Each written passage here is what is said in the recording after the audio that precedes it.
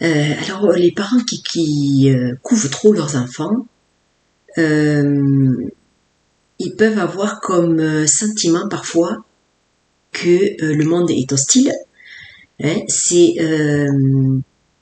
C'est sans doute que c'est une invitation pour eux d'aller visiter leur propre peur.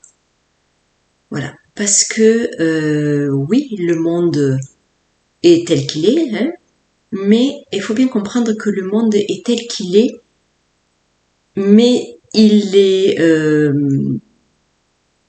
très influencé par notre regard, par nos peurs, par nos croyances, nos conditionnements, etc. Et comme tout est énergétique, il y a comme un décor commun, moi je dirais, mais dans ce décor commun, cette vision globale qu'on a un peu tous du monde, hein, comme ça, c'est une vision un peu, une idée qu'on se fait du monde. Il y a nos expériences personnelles du quotidien, toutes les expériences de vie qu'on a accumulées depuis qu'on est enfant et qui font qu'on on a façonné une certaine vision du monde et cette vision-là, elle est personnelle. Donc il y a des personnes qui sont restés figés sur des peurs ou qui ont été beaucoup au contact de peurs parce qu'ils ont vécu des événements qui les ont marqués.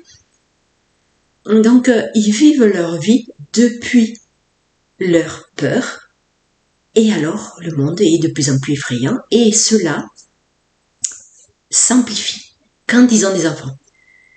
Voilà. Et donc voilà, ça s'amplifie d'autant plus à mesure que l'enfant grandit. Parce que quand l'enfant est tout petit, qu'il est avec vous à la maison, eh bien j'ai envie de dire, on a la prétention, l'illusion qu'on va pouvoir le protéger. Hein, puisqu'il est, on l'a sous les yeux là, presque 24 heures sur 24. Donc on a cette espèce d'illusion de se dire, oh oui, non mais moi je serai toujours là pour mon enfant, je vais le protéger. Et à mesure qu'il grandit, il commence à marcher, qu'il se cogne, qu'il tombe, et qu'il lui arrive des choses, parce que c'est ça la vie, hein, et voilà. Qui grandit un peu plus encore et qui va se confronter aux autres, parce qu'il va aller à l'école. Il va revenir un jour mécontent parce que il a subi des moqueries. Et alors, c'est là tout d'un coup qu'il y a certains parents qui prennent encore plus peur parce qu'ils se disent « Oh là là, comment je vais faire ?» Eh bien, en fait, c'est là qu'il est bon de se rendre compte qu'il faut travailler sur vos peurs parce que, autrement, vous êtes en train d'emprisonner votre enfant dans votre propre monde de peur et bien comprendre que vous ne lui rendez pas service malgré que vous faites votre max pour qu'il ne lui arrive rien. Vous allez très vite vous rendre compte que vous n'avez plus de maîtrise de cela ou de contrôle sur sa vie. C'est une illusion de penser qu'on a le contrôle déjà sur sa propre vie. Vous voyez bien au quotidien, il y a plein de choses qui nous échappent.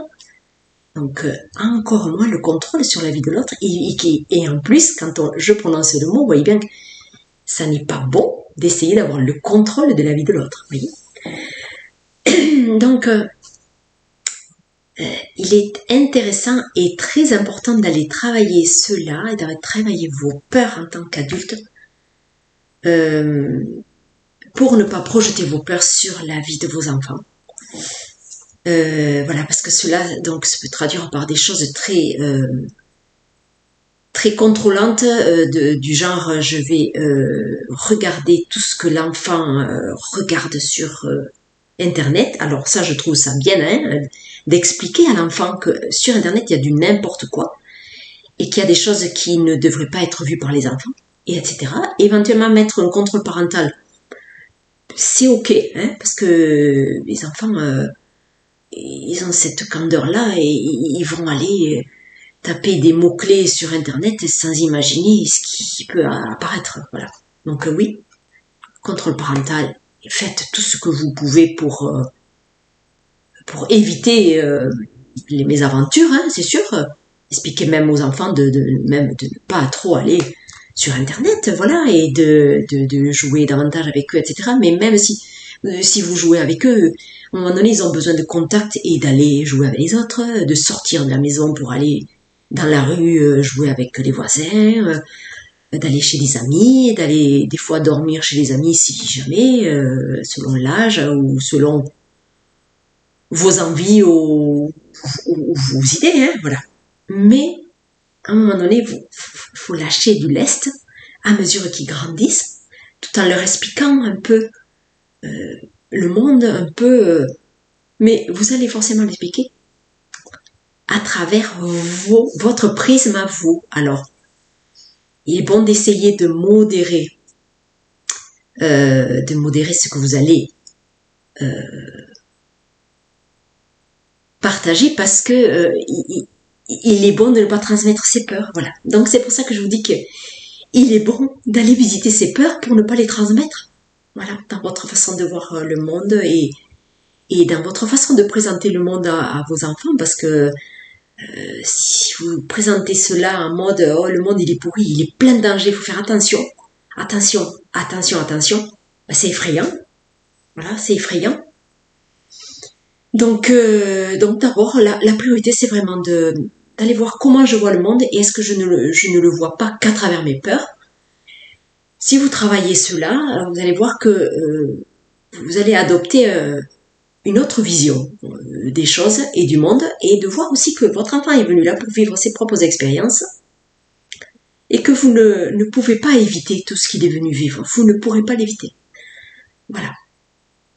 Parce que si vous le maintenez trop chez vous dans l'idée que au moins je le protège tant que je peux, un jour il va sortir inévitablement de votre maison et il va vivre ses expériences. Un jour il ira au lycée, un jour il ira à l'université, un jour peut-être qu'il sera loin de chez vous parce que faudra qu'il vive tout seul pour vivre ou pour faire ses études, etc. Donc, vous voyez, à un moment donné, cela va arriver, le moment où il va partir, et il est bon peut-être même de vous préparer à cette idée. Donc, dans l'idée que la meilleure façon d'aider son enfant, c'est déjà, donc, comme je l'ai dit, de ne pas transmettre vos propres peurs, de lui donner de la confiance, parce que cette confiance-là, elle fera qu'il traversera tout ce qu'il a à traverser, mais mieux que s'il est nourri de peur, de vos peurs, et s'il est nourri de peur, eh bien, il va attirer des événements en concordance avec ces peurs-là. Vous voyez, donc ça n'est pas bon. Donc, essayez de lui donner confiance et de ramener tout cela à la confiance que vous mettez en la vie.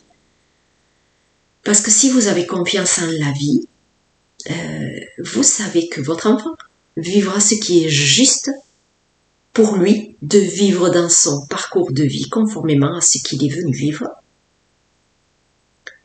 Et cela n'a rien à voir avec vous et avec votre façon de le protéger. Parce que cette protection, elle peut être un frein, elle peut être prise pour du danger par votre enfant. Si ma mère ou mon père ou mes parents me protègent, c'est qu'il y a du danger. Voyez. Donc, voilà. Je vous invite à aller observer tout ça, c'est important. Parce que je suis sûre que vous voulez faire le mieux pour vos enfants. Et donc, voyez de quelle partie de vous partez pour transmettre. Est-ce que je pars depuis mon cœur qui est rempli pas du monde de oui-oui, mais de la confiance en la vie, en cette énergie intelligente qui sait où elle nous mène, qui sait où elle mène vos enfants. Si vous partez depuis cela, eh bien, vous pouvez être rassuré que le mieux va arriver. Le meilleur arrivera à vos enfants. Et observez si donc vos conseils ou tout ce que vous partagez à vos enfants ne part pas depuis vos peurs. Voilà.